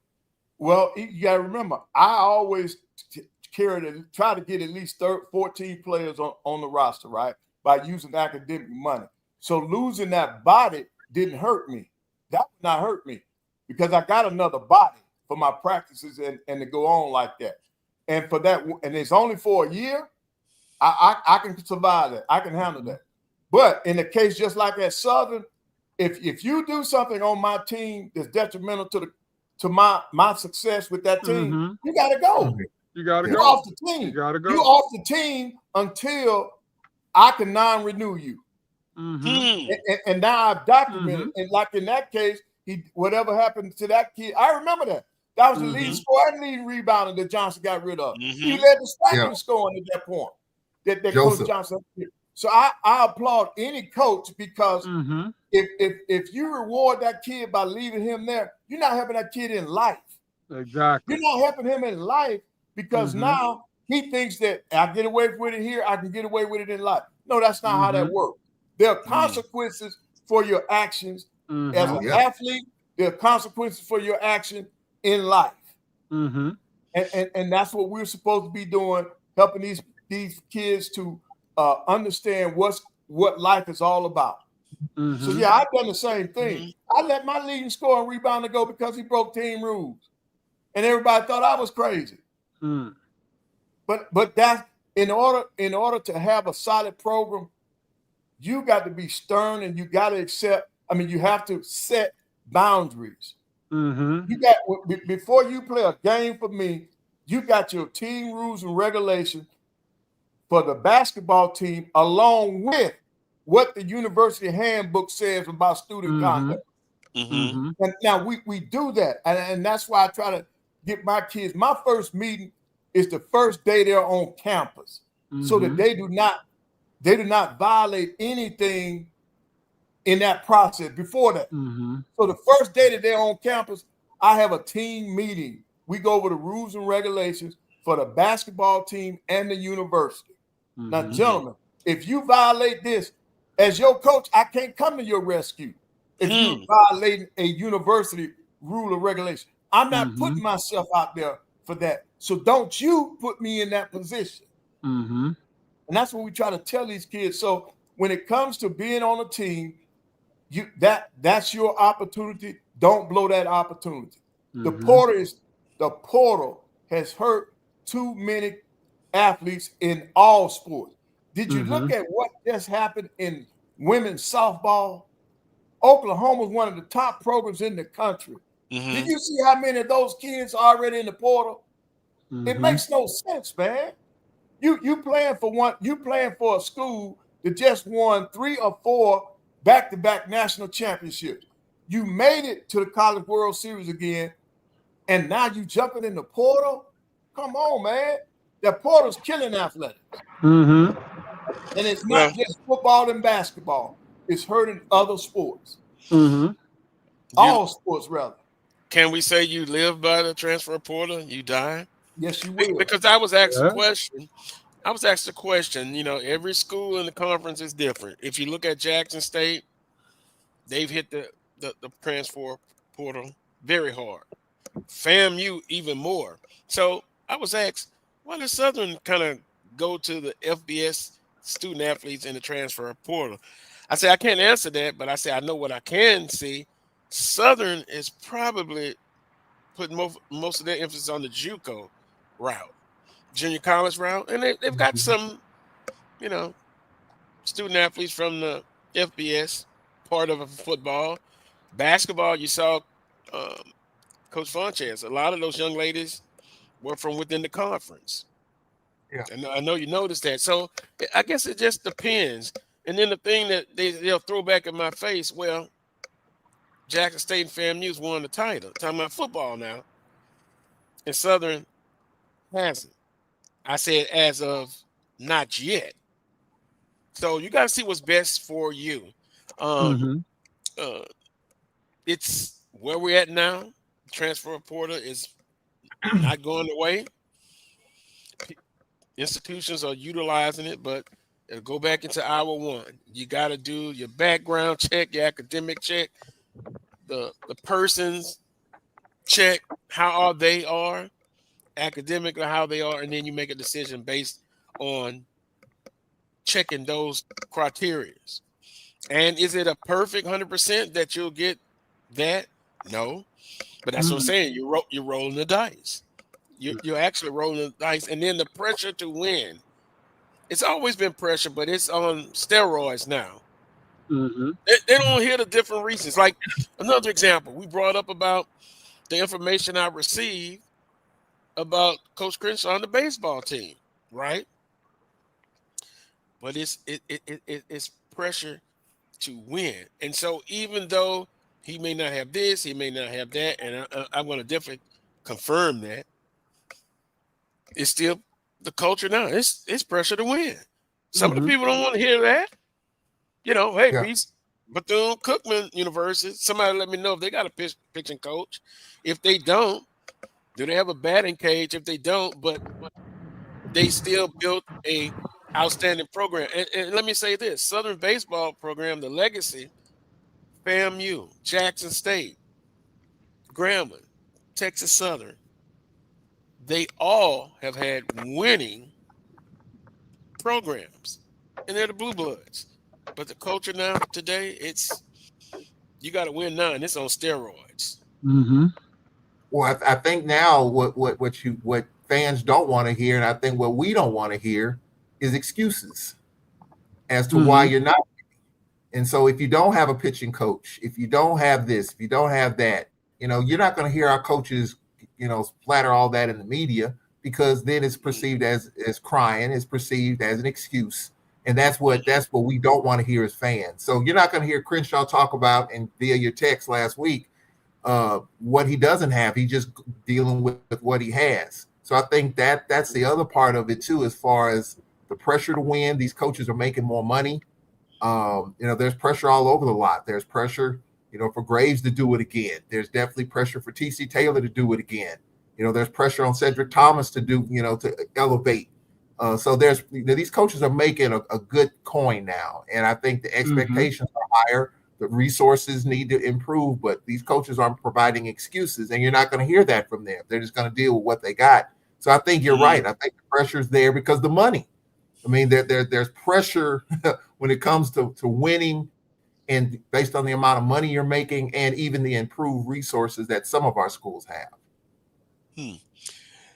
You're not going to hear anything, Charles, because in a lot of instances, they took the job like that. They took the job. So is it as is? He took the job. He took the job with no pitching coach. Well, so obviously somewhere out there, yes. Well, it's like that used car, as is. That's it. no warrant. You ain't check the Carfax, baby.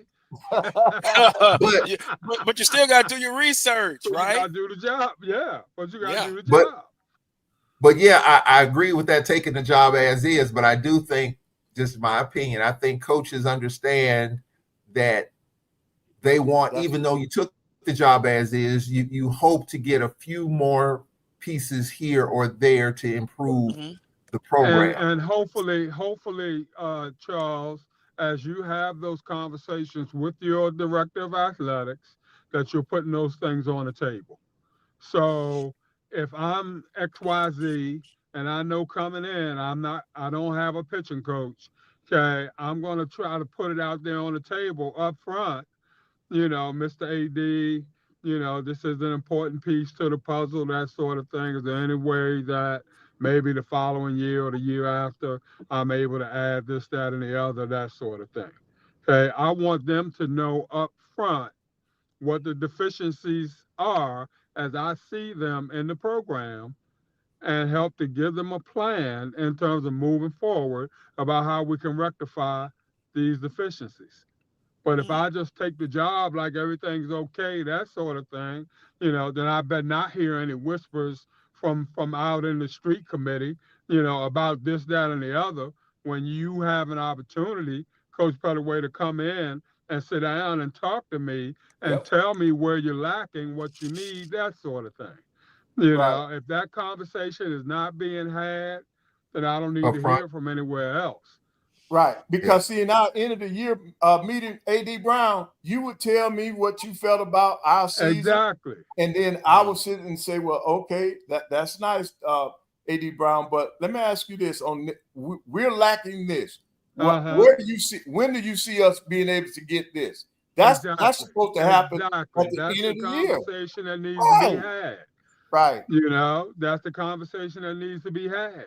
And then if the answer doesn't suit you, or it's not to your liking, or what have you, then you have a choice in terms of whether or not you're going to be able to continue with things as is, whether or not I'm going to lower the expectations for the program, that sort of thing. And, how can we come to a healthy medium in terms of rectifying your concerns?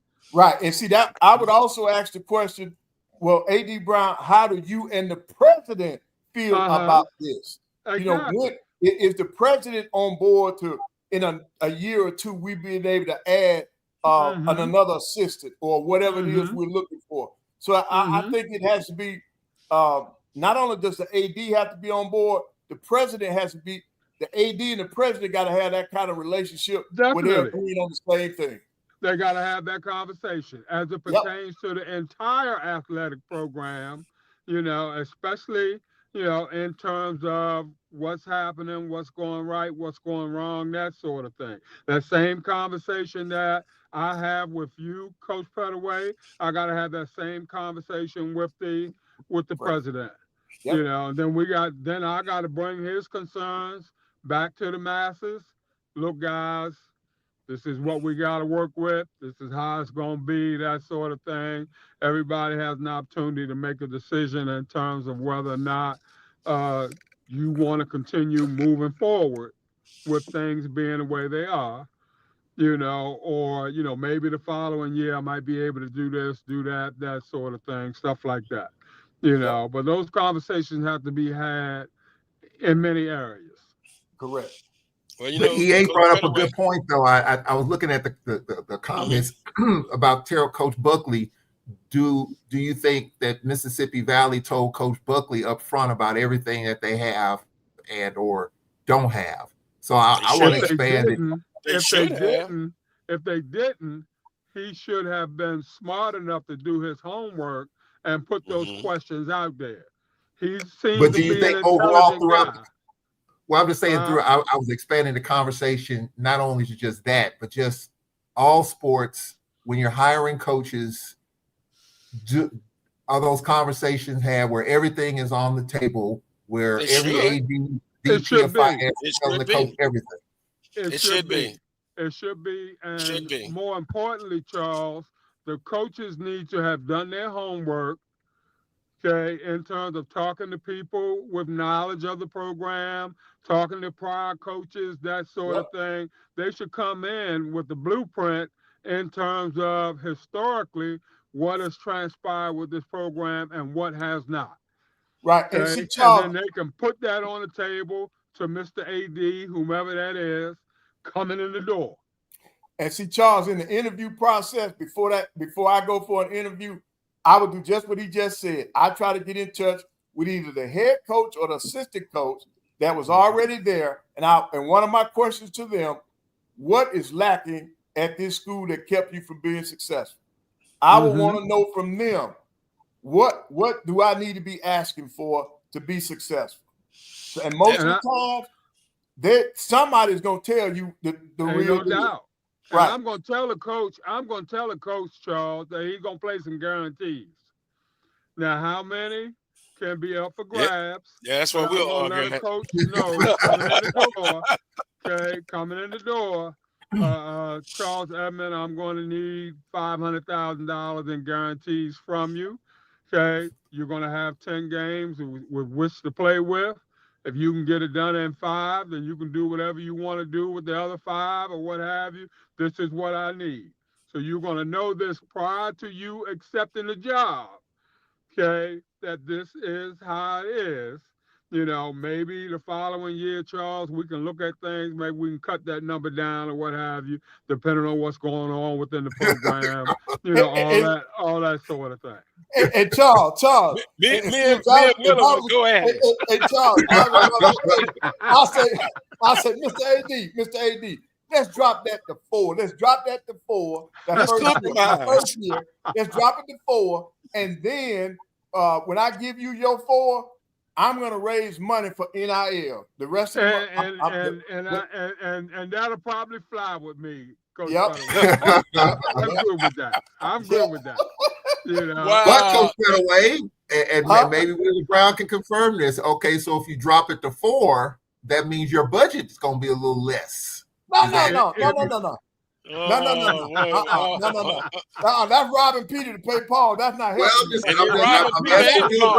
I'm trying to elevate the program. You bring in less, that means your budget might be a little less. Is that fact or fiction, Wheeler Brown? Is that true, Wheeler? Would your budget be?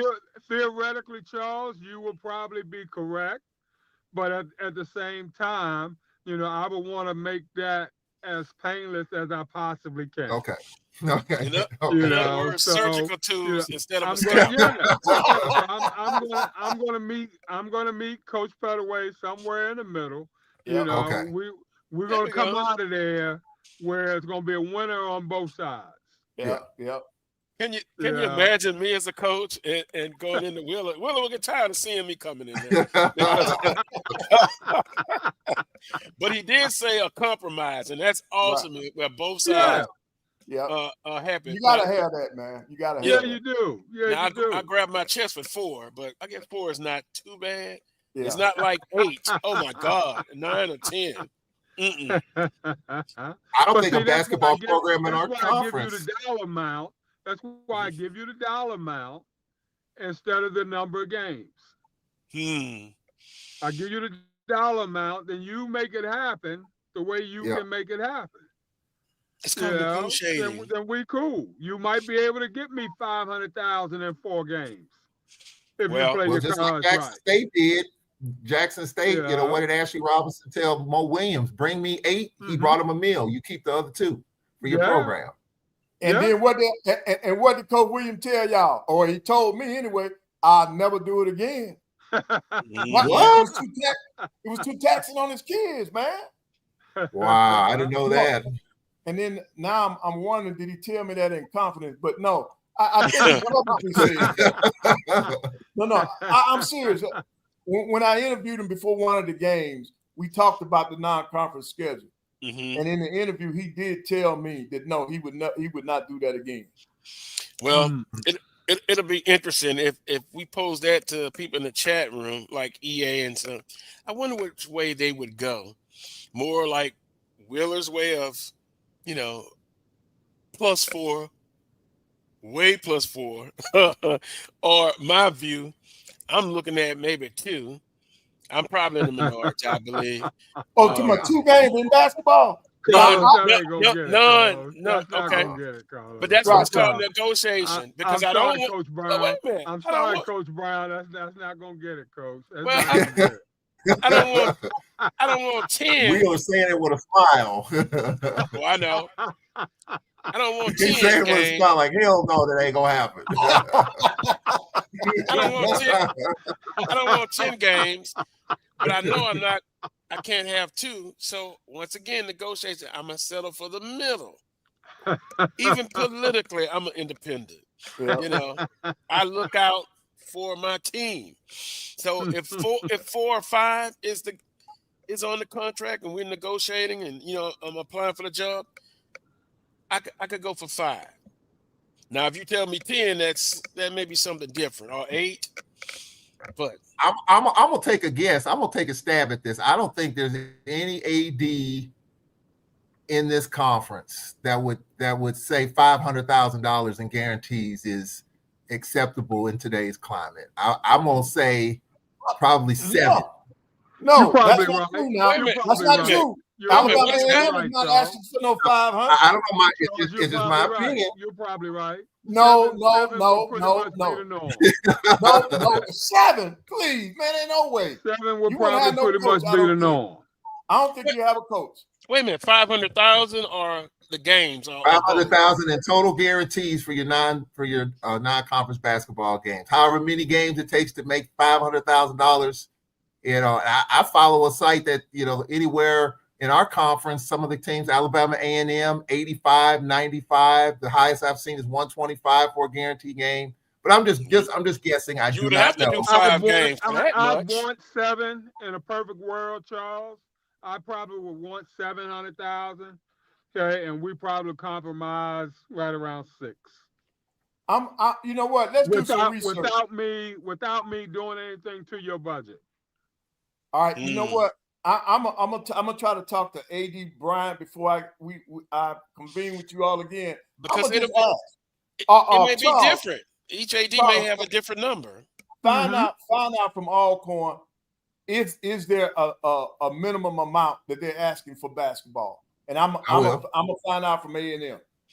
And I'm going to ask Southern. Okay, I'm sure there is. I'm sure there is. Yeah, but I just want to see what the compare. I want to do a comparison. Yeah.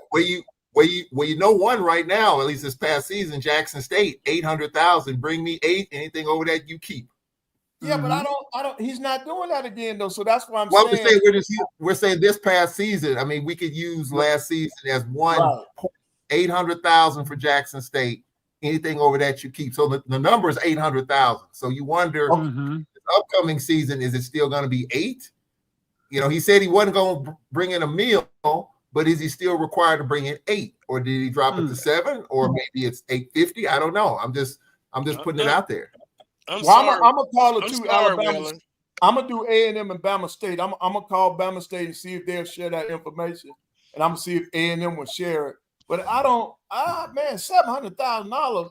No, I don't think they're putting that kind of pressure on these coaches at some of the schools now. I'm not talking about Mississippi Valley. And Pine Bluff, that probably is the case. But I don't think in some of these other programs. And Alcorn. And Alcorn. Yeah.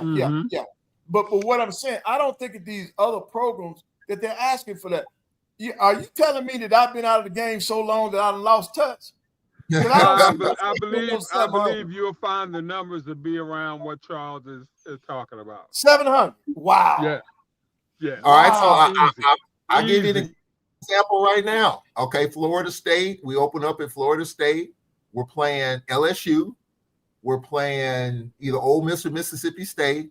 We're playing Iowa. I mean, Coach kind of in the interview talked about some of the games and so those 4 games right there is probably close to 500,000, 450,000, close to $500,000 in just those games right there. And we hadn't even finished the schedule.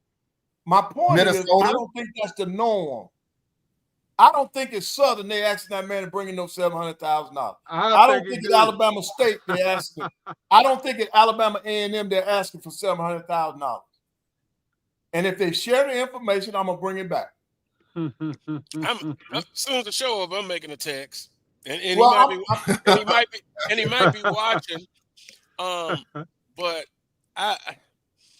no offense, Willa, but it's supposed to be teamwork. But I think most of the hard work should be, if I put in a percentage, 90-10 AD of bringing in some extra dollars. The coaches have to help, but I'm gonna put most of the emphasis on the AD. It's always not an individual effort, Charles. It's always going to be a team effort. So you're talking departmental wise, but the goal of an athletic director is to maximize. This is the key word: to maximize your revenue producing sports. And if you got a revenue producer, okay, it's your duty as an AD to try and maximize that particular sport. And I've said this quite a few times. It's the only way that your non-revenue sports are going to survive. No, that part I understand. So we're all taking one for the team. The big team being the department, being all the sports who are not able to go out there and play revenue producing types of games. At the same time, I'm going to look out for you, Coach Pettaway, in terms of contracts and all that sort of thing and stuff. So I'm going to take care of you the best that I can take care of you. Give me 5%. Because you are taking care of me and helping the department overall. Give me 5% back to my specific sport. And I know, Willie, you said no, that's not going to happen. That money spent, Carlos. Money spent. Money spent, my money. Carlos. I want a percentage. If I'm taking it for the team, let me have some money reward. Is spent before you have played a single game. Money spent. That budget rolls over as of July 1. I want my money. That budget rolls over as of July 1. As of July 1, I, Mr. AD, am spending money on your programs. Well, maybe money I need spent. And in Alabama, it's October 1st. How much ADs are making? Well, in Alabama, we'll save that for another time. We'll save that for another time. It's October 1. Right. But for the majority of people, July 1 rolls over the new fiscal year. Money spent. I'm going to say, yeah, I understand, but I'm going to say, like what I always say. You want me to say Reverend Ike said the lack of money is the root of all evil. And if the money is so bad, then no, don't go there, Carlos. Don't go there. Don't go there. You're gonna get some bad email. Can we all work together and try to change that? Yes, I think we do. We can do the best we can. Yeah. Yeah. We can do the best we can. Yeah. And on that Carlos, note, you about to run out of time on the NBA. I'm still going with OKC. I still think OKC is gonna come back, Carlos. 4 games to 2. Oh no, I ain't saying that. They're gonna come back. Well, I'm saying places in 6. Okay, I'm saying okay, OKC Brian. in 6. Quickly, I talked about earlier. OKC missed a lot of good looks. Yep. And they were under 30% after 1 quarter. Let's see if they shoot better. I say this about the Pacers. They won the opening game for the 4 straight series. They compete hard for the whole game, 48 minutes. And Halliburton is a clutch player. Now, the prognosticators and everybody they arguing about, is he a superstar, this and that. I don't need a superstar. I need a team. I need a guy who can run the team like the point guard. He's a coach, an extension of the coach on the court. But I'm still going to, EA, stick with my OKC prediction. EA says when I do that, it's a kiss of death. So how about if I put FAMU coming out of the East this year? but we'll get to that later because July 16th is coming up pretty fast. Pacers a lot, thanks to Carlos. Oh, yeah. I wish EA is coming to the Southern FAMU game in football. Hey, Carlos, are you coming to the media day? The budget director has approved it. So yeah. Well, the reason why I'm asking, Charles, you're gonna be there, right? Oh yeah. Okay. Yes, and you know what? The ADs are there. The majority of them there. You know, yes. I'll come up now. Coach Banks usually runs when I come to ask him a question. All right, well, I'm gonna go ahead and put my paperwork in, and I'm gonna come down since you guys are gonna be there. Oh yeah, because I've already filled in the request. I'm gonna do mine when I get off. Today. All righty, we're dead at 1:00 Central Standard Time. Quickly, a closing comment if you have one. Great day. Definitely a great day. Good show. I enjoyed it. Yeah, I got a media though, and there were some good comments in there. Oh yeah, quickly the football. Thank you, Brian. That's Coach Graves' football camp, June 14th. That should be next Saturday. 8th to 12th grade, A.W. Mumford Stadium. Now they got 2 camps on the same day. One is for the O-line, D-line. So Willa, you would go to that one. Definitely. And then the position players, non-O-line and D-line, they are in the afternoon. So once again, Carlos Brown Show at gmail.com. We've sponsored some players to go, and we got 2 slots left. So please send me an email at that email address, and we'd like to sponsor 2 more. So 6 all together. Please, you can contact Southern University, Coach Graves. You can contact me if you need any more information. On that note, I think we're out of here. Yep. It has been an interesting show. In the chat room, they are some great points. And so it's one of those things where it's sometimes not a wrong or a right, but it's just a discussion.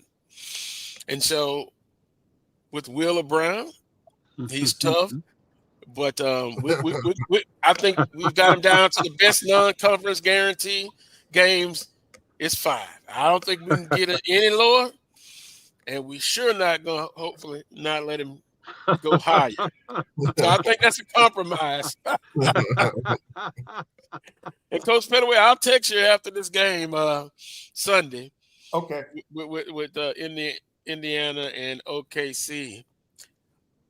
Other than that, that's it. We appreciate everyone for tuning in. Thanks, Brian Fulford, for producing today's show. We'll see you next Saturday at 11 a.m. Central Standard Time for another edition of the Carlos Brown Show right here on the Black College Sports Network. Peace and God bless.